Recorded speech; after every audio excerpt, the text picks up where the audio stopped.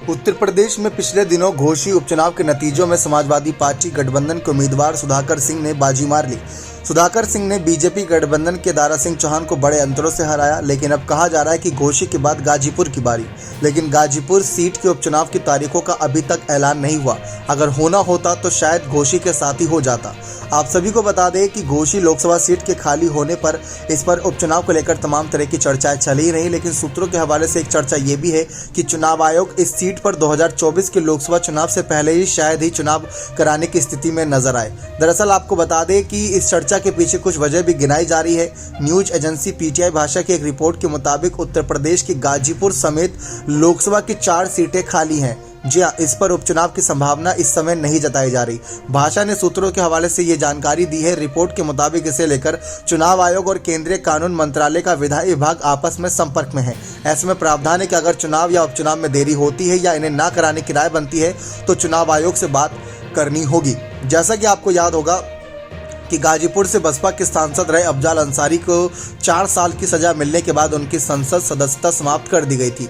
इसके बाद से ये सीट खाली पड़ी हुई है और इस पर उपचुनाव को लेकर तमाम तरह की कयास बाजियां लगाई जा रही थी। यहाँ तक कि चर्चा इस बात की थी कि अखिलेश यादव इस सीट पर निरहुआ यादव के भाई विजय लाल यादव को प्रत्याशी के तौर पर उतार सकते हैं और एनडीए यानी कि जो बीजेपी के साथ सुभाषपा जुड़ी हुई है, सुभाषपा की तरफ से यहाँ पर ओपी राजभर के बेटे को इस सीट से उतारा जा सकता है। ये चर्चाएं चल रही थी। लेकिन अब उपचुनाव की स्थिति होगी या नहीं, ये भी सवाल है। जी हाँ, सवाल बहुत बड़ा है, क्योंकि अगर देखा जाए तो लोकसभा की बाकी खाली सीटों पर उपचुनाव नहीं होगा तो आखिर इसके पीछे की वजह क्या है।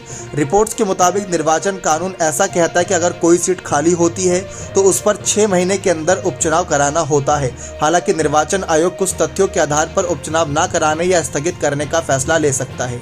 इसके पीछे की दूसरी जो सबसे बड़ी वजह है, सूत्रों के हवाले से गिनाई जा रही है, वह है समय का कम होना।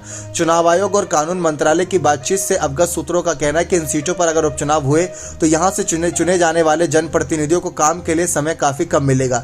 ऐसा इसीलिए क्योंकि अगले साल या इस साल के अंत में ही या इस साल की शुरुआत में ही लोकसभा चुनाव की घोषणा हो सकती है और 2024 के बहुत ही कम डिफरेंस बताया 3-4 महीने का।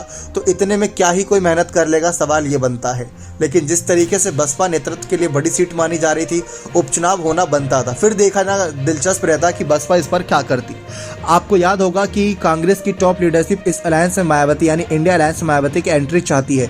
हो सकता है कि सीट की जीत हार के समीकरण के बाद ही यहाँ पर बड़ा माहौल बदलता। लेकिन गाजीपुर सीट पर इस वक्त उपचुनाव की स्थिति नजर नहीं आ रही, क्योंकि लोकसभा चुनाव में बहुत कम वक्त बचा है। अब देखना दिलचस्प रहेगा कि चुनाव आयोग क्या फैसला लेता है। लेकिन अगर ये बात तय है कि अगर इस सीट पर उपचुनाव होता तो सबसे ज़्यादा दिलचस्प नज़ारा इस सीट का होता, क्योंकि एक तरफ इंडिया अलायंस का कैंडिडेट, दूसरी तरफ बसपा का कैंडिडेट, तीसरी तरफ एनडीए के कैंडिडेट। बहुत दिलचस्प ये लड़ाई होती। अब देखते हैं चुनाव आयोग का क्या आखिरी फैसला रहेगा। बने रहे चैनल के साथ। बहुत बहुत धन्यवाद।